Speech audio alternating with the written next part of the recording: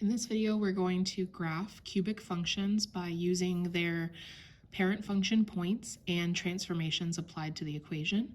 So I've already copied in the parent function points. These come from simply picking values that are close to 0 and cubing them, raising them to the power of 3 to create that list. It's going to be the same for every one of these because that is the parent cubic function. Now, in the equation, we want to look for what transformations are happening to this equation. Anything that's inside of the parentheses happening near the x affects the x coordinates of the points and is a horizontal change. Also, anything that's inside of the parentheses is lying to you. So this says +2. That means it's affecting the x's and it is actually subtracting 2, which means we are moving left 2. The other change I see is this -8 on the outside. Anything on the outside of the parentheses is affecting the y values, and it is not lying to you. It's telling you exactly what it's doing. So the y's are going to subtract 8, which means we're moving down 8. Now I can build my entire table by doing these two instructions. Only the x's are left 2, only the y's are down 8. I like to go down all of the x's first, and then all of the y's so I don't forget which rule applies to which. So every x is subtracted by 2.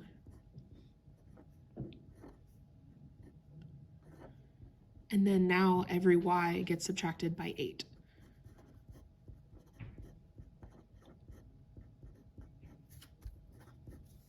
Now we can plot our points on the graph.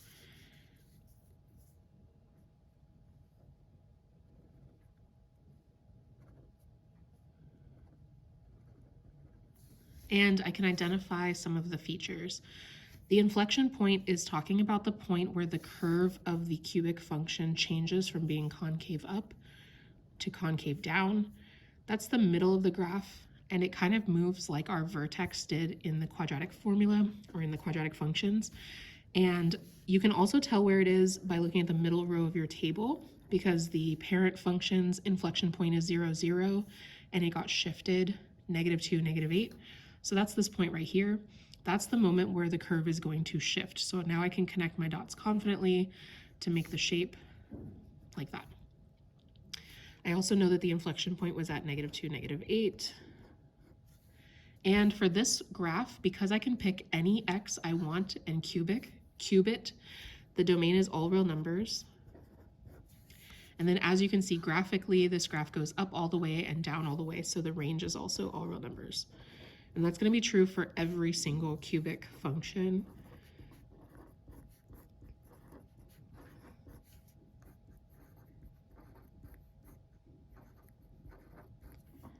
Last thing is the end behavior.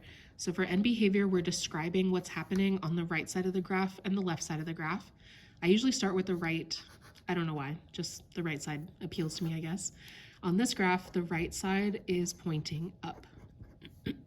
Now this is in English, so we're going to write it in math terms. Right means x heading towards infinity. And the reason for that is that we're talking about on the x-axis, which points right and left, the positive side, the far right side is the right side. Up is a y, because the y-axis is going up and down, and up is heading towards positive numbers, so positive infinity. That pair goes together and means the right side is pointing up.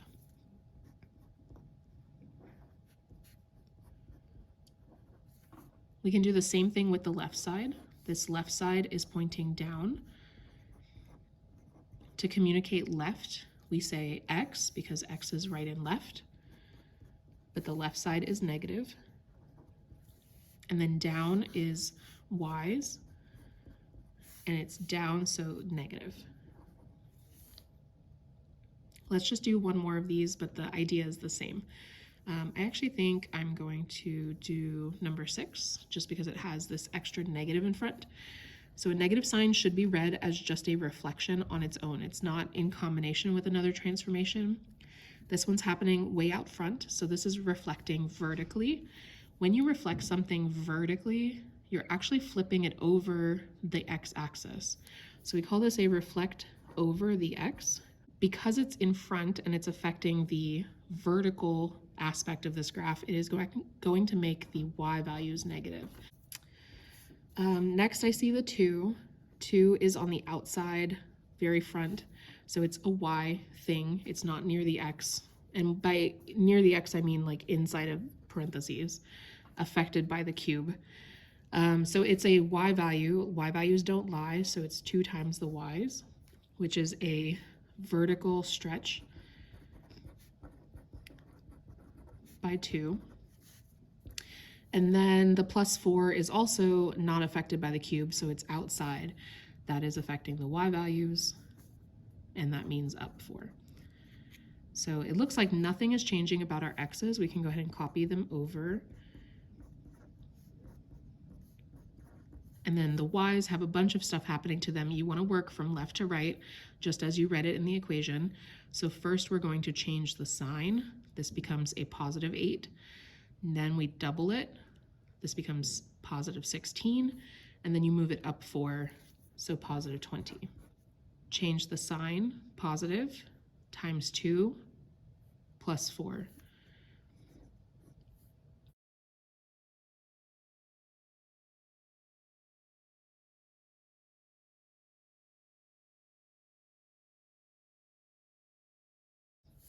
Now I'm going to plot as many of these as I can, but my graph only goes from -10 to 10, so these last 2 I can't really graph. If I didn't know about the inflection point, it looks like we formed a line, but keeping in mind that I'm just not seeing that many points and the shape is this curved shape, and our graph got reflected, so it's actually facing the opposite direction. I'm going to add some curve to it, even though we can't really see much, just so it actually looks like a cubic function and not like a line. Our inflection point is the center of the table or the center of the graph, so 0, 4. And then the end behavior, we just look at the graph. On the right side of the graph, this time it's pointing down, and on the left side it's pointing up.